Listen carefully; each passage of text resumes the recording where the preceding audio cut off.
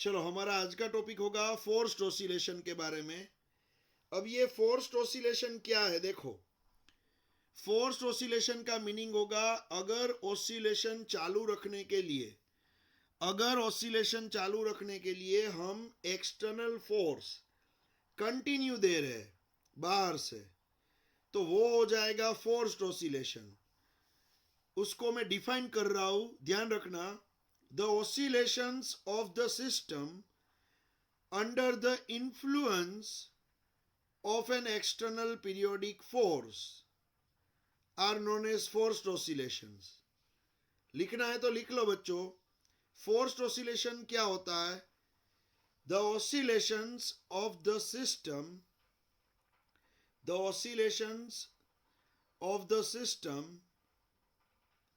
under the influence of an external periodic force. The oscillations of the system under the influence of an external periodic force are known as forced oscillations. अगर कोई external periodic force लग रहा है तो वो हो जाएगा forced oscillation. तो अब यहां पे जो फोर्स्ड ऑसिलेशन होगा उसमें कौन कौन से फोर्स लगेंगे, ये सब कुछ हम यहां पे पढ़ने वाले हैं। चलो ध्यान रखना बच्चों, मैं स्टार्ट कर रहा हूं। सबसे पहले हमारा जो फोर्स होगा, जो डैम्प्ड ऑसिलेशन हमने लास्ट टाइम पढ़ा था, डैम्प्ड ऑसिलेशन, उसमें सबसे पहला फोर्स क्या था? Restoring force. वो तो यहां पे लगेगा ही, तो यहां पे रिस्टोरिंग फोर्स तो होगा ही।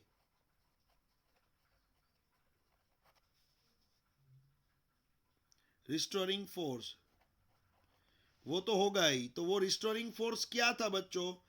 F इक्वल्स टू माइनस के वाई, और वहां पे के की वैल्यू आप रखते थे माइनस एम ओमेगा स्क्वायर। तो ये मैं डायरेक्ट लिख रहा हूं रिस्टोरिंग फोर्स। यहां पे जो रिस्टोरिंग फोर्स होगा वो होगा यहां पे F Y equals to minus M omega square Y. ये हो जाएगा रिस्टोरिंग फोर्स। फिर उसके बाद ये है इक्वेशन वन। ये रिस्टोरिंग फोर्स तो होगा ही बच्चों। फिर उसके बाद जो होगा वो होगा हमारा रेजिस्टेंस फोर्स, वो भी आएगा ही। नॉर्मल जो ऑसिलेशंस होते हैं उसके अंदर ये रेजिस्टेंस तो लगेगा ही, सिंपल सी बात है। तो यहाँ पे नंबर 2 जो है दूसरा फोर्स, वो रेजिस्टेंस फोर्स तो होगा ही।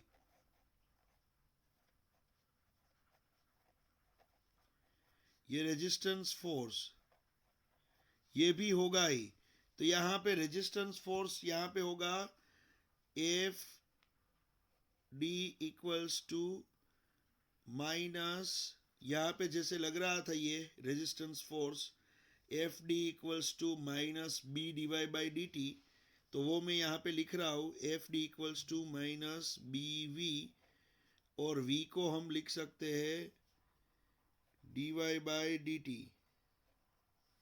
ये एफ डी डैम्पिंग फोर्स है, तो यहाँ पे रेजिस्टिव फोर्स ये भी यहाँ पे लगेगा ही। ये है इक्वेशन 2, ये इक्वेशन 2 है। चलो यहाँ पे ये रेजिस्टेंस फोर्स तो लगेगा ही, लेकिन यहाँ पे ना एक एक्स्ट्रा फोर्स ऐड हो रहा है, और वो होगा एक्सटर्नल पीरियोडिक फोर्स। क्योंकि यहाँ पे क्या हो रहा है बच्चों, आप बाहर से कंटिन्यू धक्का मार रहे हो। अगर ऑसिलेशन चालू रखने हैं बच्चों, तो ऑसिलेशन चालू रखने के लिए आप क्या करोगे?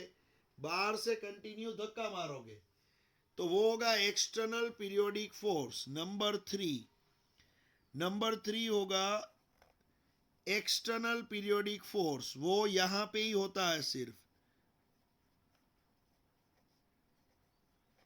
एक्सटर्नल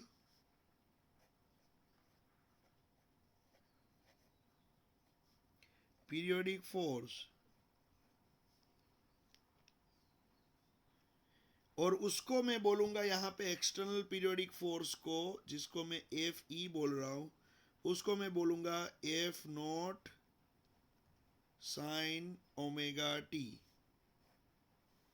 ये है एक्सटर्नल पीरियोडिक फोर्स, जिसको हम बोलेंगे इक्वेशन 3। ये एक्सटर्नल पीरियोडिक फोर्स है। ऑसिलेशन चालू रखने हैं तो आप बाहर से कंटिन्यू धक्का मारोगे, तो ये बाहर वाला फोर्स है जो कंटिन्यू आप धक्का मार रहे हो ऑसिलेशन चालू रखने के लिए। तो ये एक्स्ट्रा फोर्स यहाँ पे ऐड हुआ, जो आगे डैम्प्ड ऑसिलेशन में ये नहीं था। 1 और 2 थे, लेकिन 3 नंबर का फोर्स आगे के क्वेश्चन में नहीं था, तो ये यहाँ पे ऐड हुआ। क्योंकि ये फोर्स्ड ऑसिलेशन है, तो बाहर हम कंटिन्यू धक्का मारेंगे तो वो फोर्स लिखना पड़ेगा। तो ये 3 फोर्स तो हुए यहाँ पे। फिर यहाँ पे जो हमारा मेन जो फोर्स है अकॉर्डिंग टू न्यूटन्स लॉ, यहाँ पे जो हम यहाँ पे ऑसिलेशन चालू करने के लिए हम अप्लाई करते हैं अकॉर्डिंग टू न्यूटन्स लॉ, वो तो हमें यहाँ पे लिखना ही पड़ेगा।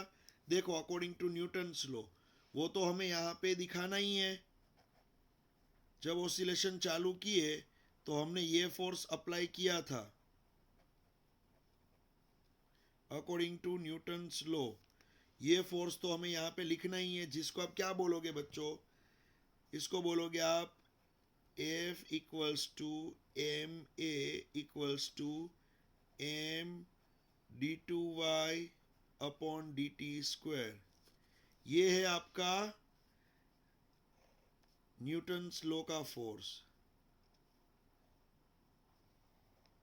जिसको हम इक्वेशन 4 बोलेंगे।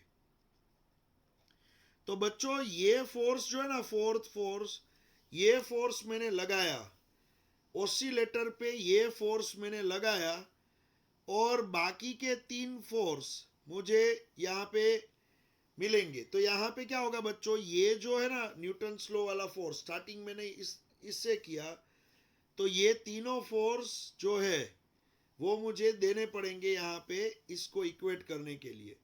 तो यहाँ पे क्या होगा बच्चों, फ्रॉम इक्वेशन 1 2 3 4, यहाँ पे 4 फोर्स 4 इक्वेशन है देखो। तो यहाँ पे इक्वेशन 4 इक्वल्स टू ये 1 2 3 होगा। तो यहाँ पे मैं लिखूंगा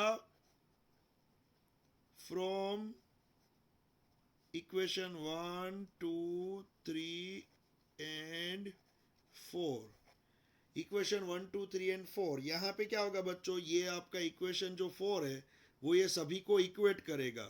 तो यहाँ पे इक्वेशन 4 क्या होगा, एफ, ये इक्वेशन 4 एफ इक्वल्स टू, फिर ये और ये चारों को आप इक्वेट करना पड़ेगा। तो यहाँ पे क्या लिखोगे आप, यहाँ पे लिखोगे आप एफ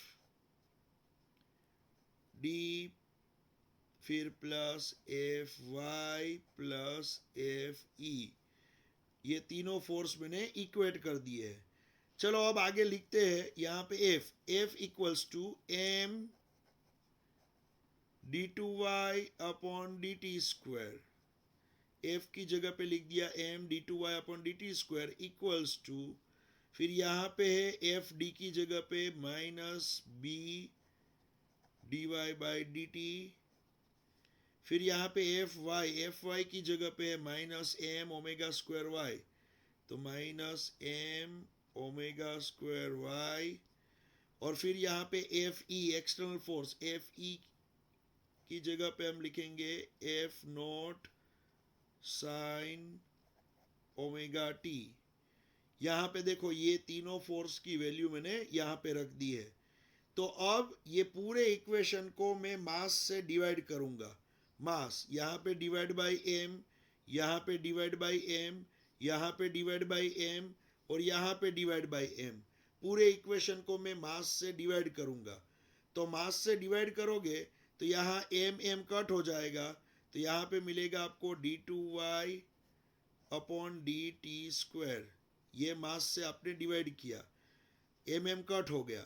फिर यहाँ भी मास से डिवाइड करो तो डिवाइड बाई एम, तो यहाँ पे B upon M D Y by D T. यहाँ पे क्या स्टेप मिलेगा, minus B upon M D Y by D T. ये पूरा स्टेप में ले जाऊंगा लेफ्ट हैंड साइड, तो यहाँ पे मुझे मिलेगा plus B upon M D Y by D T. फिर यहाँ पे क्या मिलेगा, M divide by M, M cut हो गया और ये स्टेप को भी मैं लेफ्ट हैंड साइड ले गया, तो यहाँ पे मुझे मिलेगा प्लस ओमेगा स्क्वायर वाई। यहाँ पे एम कट हो जाएगा तो प्लस ओमेगा स्क्वायर वाई मिलेगा। और ये जो प्लस वाला स्टेप है उसको मैं राइट हैंड साइड ही लिख रहा हूं, तो F nought upon M sine omega T. तो ये इक्वेशन जो आपको यहाँ पे दिख रहा है बच्चों, ये इक्वेशन है differential equation of forced oscillation. ये फोर्स्ड ऑसिलेशन का डिफरेंशियल इक्वेशन है। याद रखना, हमें जो डिराइव करना था मेन, वो ही हमें मिल गया यहाँ पे। फोर्स्ड ऑसिलेशन का डिफरेंशियल इक्वेशन हमें मिल गया यहाँ पे। यहाँ पे मैं लिख रहा हूं differential equation of forced oscillation. Differential equation of forced oscillation ये हमें मिल गया। अब जैसे ही इक्वेशन मिलता है, आपको मालूम है जैसे ही इक्वेशन मिलेगा तो उसका कुछ सॉल्यूशन तो होगा ही। तो ये डिफरेंशियल इक्वेशन हमें मिल गया, अब इसका सॉल्यूशन, उसकी हम बात करेंगे कि भाई इसका सॉल्यूशन क्या होगा। तो इसका सॉल्यूशन अगर आपको चाहिए,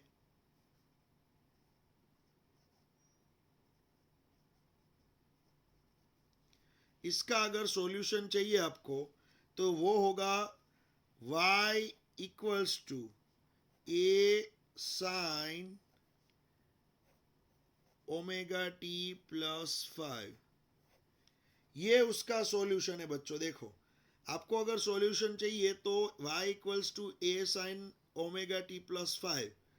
अब यहाँ पे ये जो सॉल्यूशन है उसमें यहाँ पे एम्पलीट्यूड का एक फॉर्मूला होगा, फिर उसमें ये 5 जो है, 5 दिख रहा है आपको इनिशियल फेज, उसका भी एक फॉर्मूला होगा।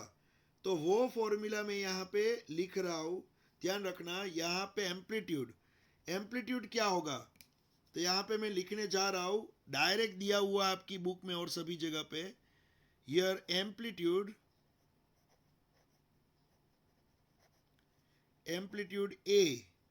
ए इक्वल्स टू, यहां पे जो एम्पलीट्यूड होगा वो होगा A equals to F naught divide by, यहां पे M square omega not square minus omega square whole square plus B square omega square raise to half. तो यहाँ पे जो एम्पलीट्यूड दिया हुआ है वो ये है। ये इक्वेशन यहाँ पे आपको जो दिख रहा है वो है एम्पलीट्यूड। अब देख लो बच्चों, यहाँ पे आपको एम्पलीट्यूड दिख रहा है। अब ये डायरेक्ट दिया हुआ आपकी बुक में, आपको भी याद रखना है। तो ये एक ही जगह पे ये पूरा फॉर्मूला यहाँ पे लगेगा। ये एम्पलीट्यूड दिखा रहा है और यहाँ पे ये जो 5 है इनिशियल फेज, यहाँ पे जो 5 आपको दिख रहा है वो 5 क्या है, देखो मैं लिखने जा रहा हूं, 10 inverse omega Y nought upon V nought. ये आपको यहाँ पे जो दिख रहा है वो 5 का फॉर्मूला है, वो उसका डेरिवेशन नहीं है, डायरेक्ट दे दिया है। ये एम्पलीट्यूड और ये 5 ये डायरेक्ट दे दिया है।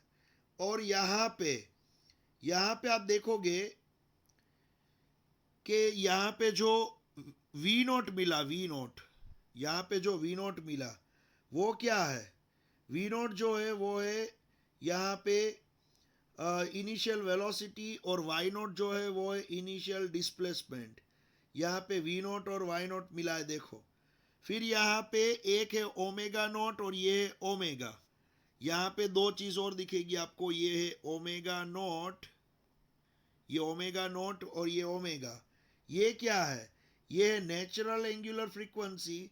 यहाँ पे जो ओमेगा आपको दिख रहा है, देखो ये ओमेगा नॉट और ये ओमेगा, यहाँ पे ये दो फ्रीक्वेंसी के बारे में दिया हुआ है, दो फ्रीक्वेंसी के बारे में।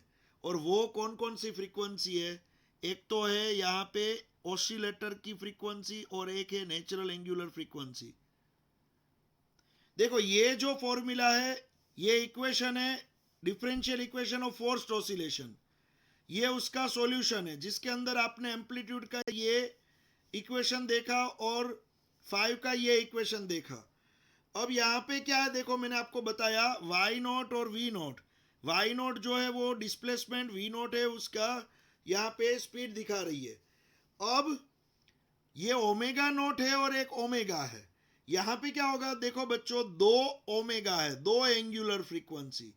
ये दोनों एंगुलर फ्रीक्वेंसी है, उसमें से एक फ्रीक्वेंसी जो ऑब्जेक्ट के ऑसिलेशन की फ्रीक्वेंसी और दूसरी फ्रीक्वेंसी बाहर से जो आप फोर्स दे रहे हो उसकी एंगुलर फ्रीक्वेंसी है। मान लो आप स्विंग कर रहे हो, झूला झूल रहे हो आप। मान लो आप जैसे ही स्विंग करोगे तो आपको मालूम है, जैसे ही आप इस तरह से, देखो यहां पे आप इस तरह से स्विंग कर रहे हो मान लो, तो आपका जो यहां पे ये जो ऑब्जेक्ट है ऑसिलेटर जो स्विंगिंग कर रहा है इस तरह से, तो एक तो उसकी एंगुलर फ्रीक्वेंसी होगी और पीछे से जो बार बार धक्का मार रहा है, पीछे से जो एक्सटर्नल फोर्स लगा रहा है उसकी फ्रीक्वेंसी होगी।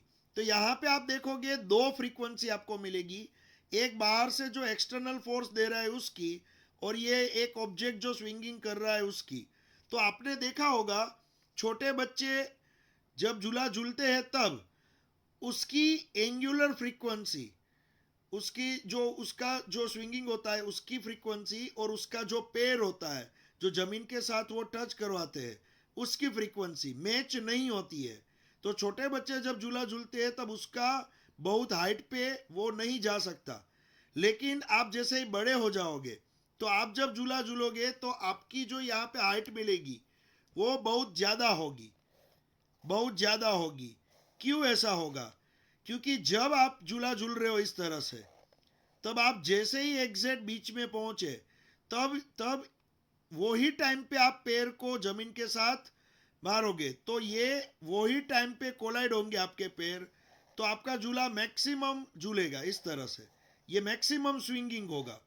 तो यहाँ पे क्या होगा, जो बाहर से आप फोर्स लगा रहे हो उसकी फ्रीक्वेंसी और आपका जो ये ऑसिलेटर है जो इस तरह से झूल रहा है उसकी फ्रीक्वेंसी, वो दोनों की एंगुलर फ्रीक्वेंसी अगर मैच हो जाती है तो आपका मैक्सिमम ऑसिलेशन होगा।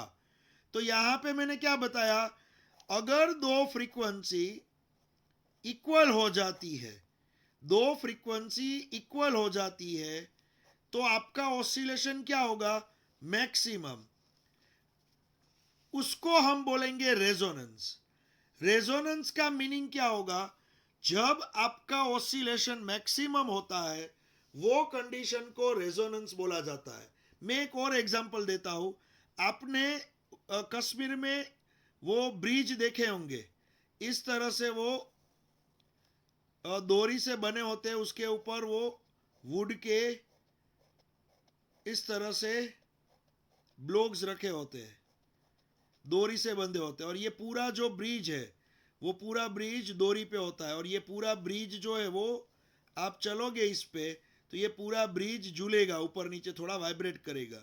तो मान लो ये पूरा ब्रिज है, ये ब्रिज की अपनी झूलने की जो फ्रीक्वेंसी है मान लो वो है ओमेगा, ब्रिज की अपनी फ्रीक्वेंसी यहाँ पे, और इसके ऊपर से मान लो बहुत सारे आर्मी पर्सन पास हुए, बहुत सारे आर्मी पर्सन इसके ऊपर से पास हुए और सभी लेफ्ट राइट करके जा रहे हैं।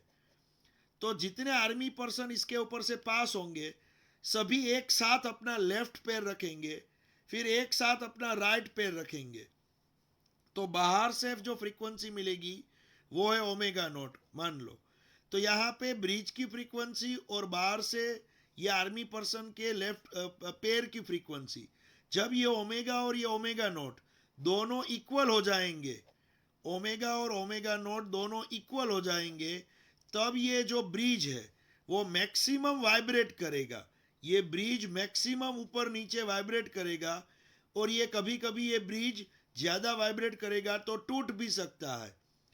तो यहाँ पे दो फ्रीक्वेंसी अगर इक्वल होगी तो ये मैक्सिमम वाइब्रेट करेगा, रेजोनेंस होगा। तो रेजोनेंस का मीनिंग मैक्सिमम वैल्यू तक पहुंचना। मान लो एरोप्लेन की बात करें तो एरोप्लेन में क्या होता है बच्चों, एरोप्लेन में इस तरह से जो विंग्स होती है उसकी, आपको मालूम है एरोप्लेन में यहाँ पे जो विंग्स होती है, एरोप्लेन जा रहा है, अभी एरोप्लेन मान लो हवा में इस तरह से जा रहा है।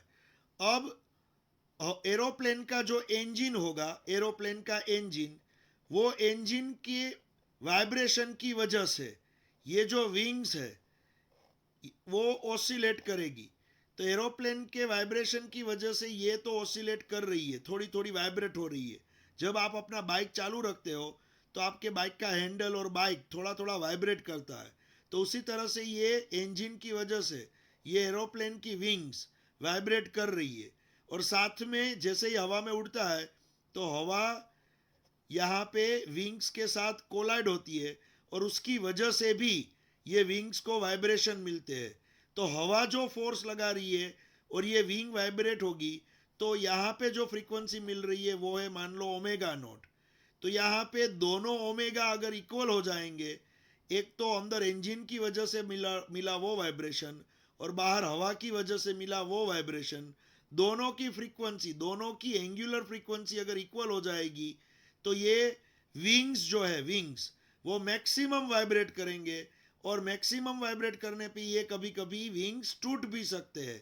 तो हम जानबूझ के इंजन की फ्रीक्वेंसी इस तरह से सेट करेंगे जैसे omega is not equals to omega nought हो। इस तरह से सेट करनी पड़ती है कि भाई ये दोनों बराबर ना हो। अगर ये दोनों बराबर हो जाएंगे तो ये मैक्सिमम वाइब्रेशन होगा और टूट भी सकती है। तो यहाँ पे दोनों एंगुलर फ्रीक्वेंसी अगर सेम हो जाती है, दोनों एंगुलर फ्रीक्वेंसी अगर सेम हो जाती है तो मैक्सिमम वाइब्रेशन होने लगते हैं। और जब मैक्सिमम वाइब्रेशन होंगे तो एम्पलीट्यूड जो होगा, एम्पलीट्यूड वो मैक्सिमम होगा। तो यहाँ पे एम्पलीट्यूड मैक्सिमम कैसे होगा वो मैं यहाँ पे एक बार आपको बता दूं कि एम्पलीट्यूड मैक्सिमम कैसे होगा। देखो बच्चों, यहाँ पे आपने एम्पलीट्यूड का इक्वेशन देखा है, यहाँ पे आपने एम्पलीट्यूड का इक्वेशन देखा। ये एम्पलीट्यूड में a equals to F nought upon M square omega not square minus omega square whole square plus B square omega square, ये यहाँ पे दिख रहा है आपको। अब बहुत सिंपल सी बात है बच्चों, जितना ये नीचे वाला स्टेप छोटा होगा उतना ए मैक्सिमम होगा। तो अगर omega nought equals to omega लिख दोगे तो यहाँ पे ये एम्पलीट्यूड का ये जो इक्वेशन है, आपको एम्पलीट्यूड का इक्वेशन दिख रहा है, ये इक्वेशन के अंदर ये नीचे वाला पूरा स्टेप है, देखो ये नीचे वाला पूरा स्टेप और ये ए, ये दोनों इनवर्सली प्रोपोर्शनल बोले जाते हैं। जितना नीचे वाला स्टेप छोटा होगा उतना ही ए बढ़ेगा। तो अगर omega nought equals to omega हो जाएगा, मान लो ओमेगा नॉट की वैल्यू है 5 और ओमेगा की वैल्यू भी है 5, तो 5 स्क्वायर माइनस 5 स्क्वायर, ये पोर्शन 0 हो जाएगा। तो ये 0 हो गया, 0 इंटू एम स्क्वायर, तो ये भी 0 हो जाएगा। तो बचेगा क्या, बी स्क्वायर ओमेगा स्क्वायर बचेगा सिर्फ। तो अगर omega nought equals to omega हुआ तब क्या होगा, ए की वैल्यू मैक्सिमम मिलेगी, ए की वैल्यू मिलेगी मैक्सिमम, और वो कितनी होगी, F nought upon B square omega square, बस इतना बचेगा और उसका मिलेगा रूट, उसका रूट करना पड़ेगा। तो लास्ट में आपको जो एम्पलीट्यूड मिलेगा वो मिलेगा मैक्सिमम एम्पलीट्यूड। मैक्सिमम एम्पलीट्यूड आपको मिलेगा F nought upon B omega, ये आपको मिलेगा, आपको ये मिलेगा मैक्सिमम एम्पलीट्यूड, ये आपको मिलेगा, देख लो बच्चों, F nought upon B omega, देख लो। तो यहाँ पे जो ये एम्पलीट्यूड मिला उसको हम क्या बोलेंगे, मैक्सिमम एम्पलीट्यूड जो मिला उसको हम बोलेंगे रेजोनेंस। ये जो फिनोमिनन है उसको हम बोलेंगे रेजोनेंस। रेजोनेंस क्या है मैं उसको डिफाइन कर रहा हूं. देखो रेजोनेंस में यहां पे डिफाइन कर रहा हूं. यहां पे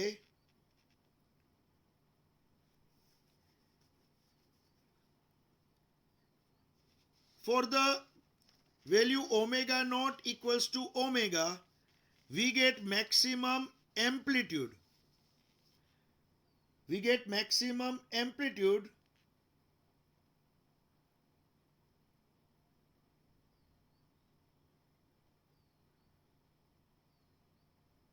this phenomenon is known as resonance.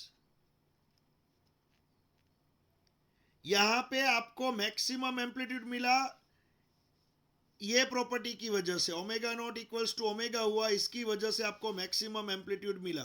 Okay तो बच्चों एक चीज याद रखना, यहां पे मैक्सिमम एम्पलीट्यूड मिल यहां पे इस तरह से मिल सकता है जिसको हम रेजोनेंस बोलेंगे. हाँ दूसरा एक तरीका भी है.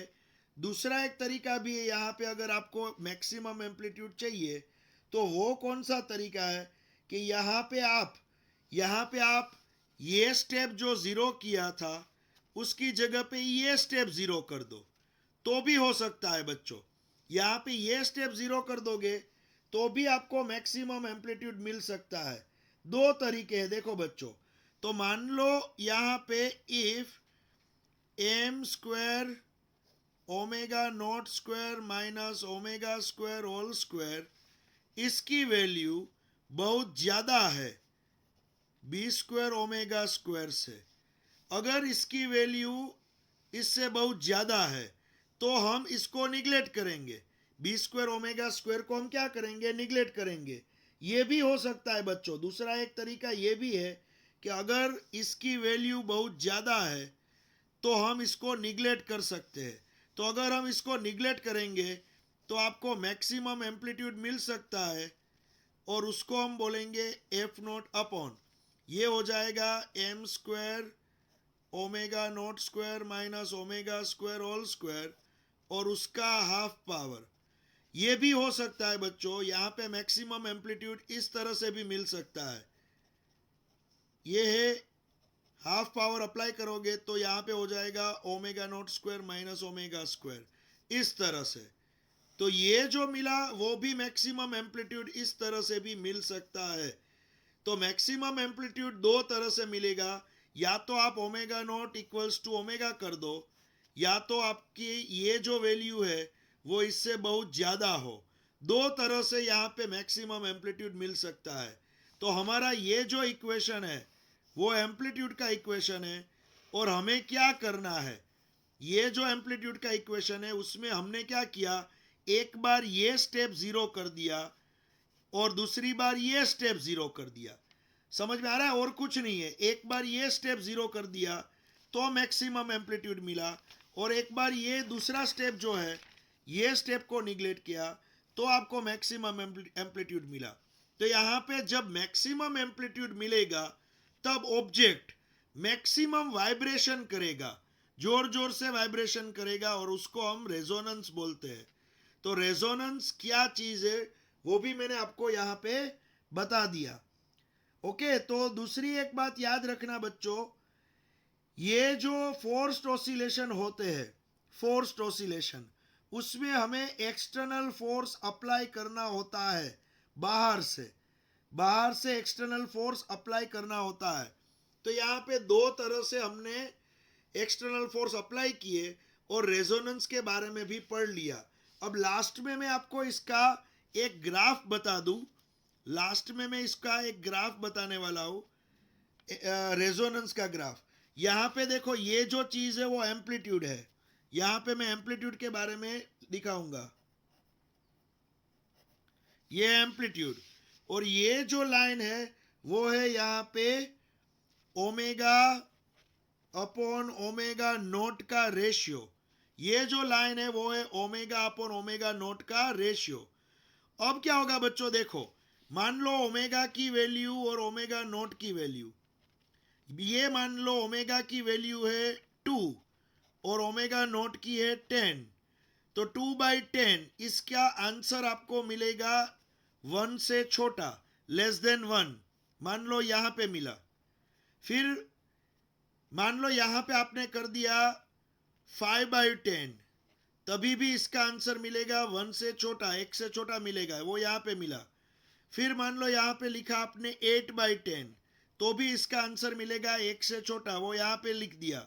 फिर मान लो यहां पे आपने किया 10/10, तो 10/10 क्या होगा बच्चों, इसका आंसर होगा 1, तो ये हो गया यहां पे 1। तो ये जो चीज है वो क्या दिखा रही है, omega upon omega nought equals to 1।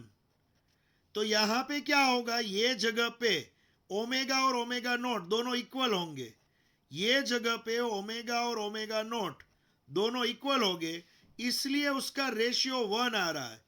फिर क्या होगा, ये जगह पे क्या होगा, ऊपर की वैल्यू बढ़ जाएगी, 12/10, यहां पे क्या होगा 14/10, यहां पे क्या होगा 18/10। तो यहां पे ऊपर की वैल्यू बढ़ जाएगी, यहां पे नीचे की वैल्यू बढ़ जाएगी, लेकिन सिर्फ ये जगह पे ऊपर और नीचे दोनों सेम होंगे, तो रेशियो 1 मिलेगा। तो बच्चों होगा क्या, अगर मान लो नीचे की वैल्यू ज्यादा है ऊपर की कम है, 2/10, 5/10, 8/10, नीचे की वैल्यू ज्यादा है ऊपर की कम है, तो मान लो 2/10 का ग्राफ, 2/10 का ग्राफ इस तरह से होगा, यह मैक्सिमम वैल्यू है, एम्पलीट्यूड इतना ही पहुंच पाएगा, यहां तक ही एम्पलीट्यूड जाएगा, ये ग्राफ है। फिर मान लो 5/10 का ग्राफ ड्रॉ किया, तो यहां पे थोड़ा ग्राफ मूव होगा, यहां पे देख सकते हो आप, उसका पीक पॉइंट थोड़ा मूव हुआ, राइट हैंड साइड मूव हुआ। फिर मैंने मान लो 10/10 किया है, 10/10, तो ग्राफ जो आपका है वो जाएगा इनफाइनाइट तक,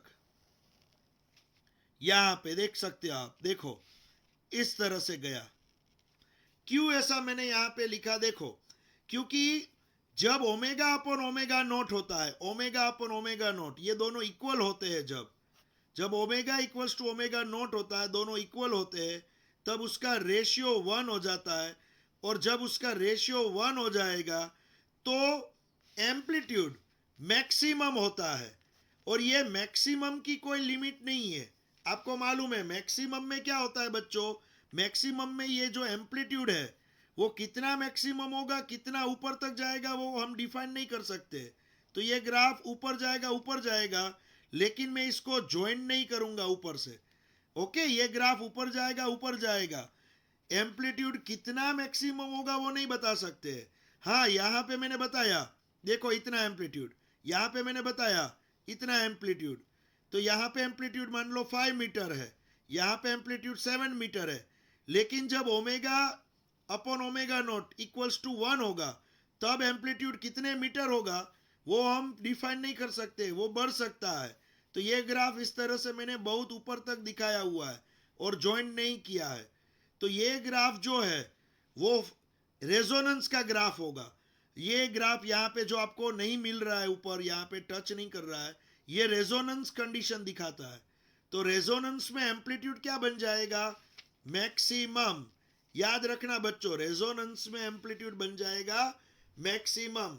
तो ये ग्राफ भी आपको एग्जाम में साथ में ड्रॉ करना है, बस ये चीज याद रखना, ये ग्राफ भी आपको ड्रॉ करना है। समझ में आ रहा है बच्चों? तो ये हो गया रेजोनेंस का ग्राफ। और रेजोनेंस कंडीशन कहां कहां पे देखने को मिलेगी, मान लो प्लेन उड़ रहा है ऊपर हवा में, तो उसकी विंग्स और इंजन दोनों के वाइब्रेशन, विंग्स को जो हवा का फोर्स मिला उसकी वजह से विंग्स वाइब्रेट होगी। आपको मालूम है जब आप बहुत ही स्पीड में एक्टिवा लेके जाते हो तो बाहर से जो हवा का फोर्स मिलता है उसकी वजह से आपके जो क्लोथ्स है, आपके कपड़े, वो वाइब्रेट करते हैं, आपके कपड़े वाइब्रेट करेंगे हवा के फोर्स से। तो उसी तरह से जो एरोप्लेन जाएगा हवा में तो वाइब्रेशन होगा, हवा उसके विंग्स को वाइब्रेट करेगी और उसका अंदर का इंजन भी वाइब्रेट करेगा। तो दोनों की एंगुलर फ्रीक्वेंसी अगर सेम हो जाती है तो एम्पलीट्यूड बन जाएगा मैक्सिमम। और विंग्स जो है ना, प्लेन की विंग्स मैक्सिमम वाइब्रेट करेगी, कभी टूट भी सकती है। तो इस तरह के रेजोनेंस हमें बहुत सारे देखने को मिलते हैं। तो कभी कभी रेजोनेंस बहुत हार्मफुल है तो उसको अवॉइड भी किया जाता है। समझ में आ रहा है? तो ये पूरा जो यहाँ पे हमने पढ़ा वो हो गया फोर्स्ड ऑसिलेशन के बारे में। ये पूरा यहाँ पे पढ़ा फोर्स्ड ऑसिलेशन, 1 2 3 4 फोर्स लगेंगे, उसको इस तरह से इक्वेट करके हमें डिफरेंशियल इक्वेशन मिलेगा। और उसके बाद एम्पलीट्यूड का इक्वेशन लिखा, यहाँ पे 5 का इक्वेशन लिखा, और फिर यहाँ पे एम्पलीट्यूड जो है उसका एक पूरा इक्वेशन मिला, और उसके ऊपर से 2 केस मिले, डिफरेंट डिफरेंट केस। और एम्पलीट्यूड जब मैक्सिमम होता है उसको रेजोनेंस बोला जाता है, और उसका मैंने यहाँ पे ग्राफ भी ड्रॉ यहाँ पे किया हुआ है। तो आप ये पूरा क्वेश्चन टेक्स्ट बुक में से रीड करना। ओके, तो यहाँ पे हम फोर्स ऑसिलेशन खत्म करते हैं।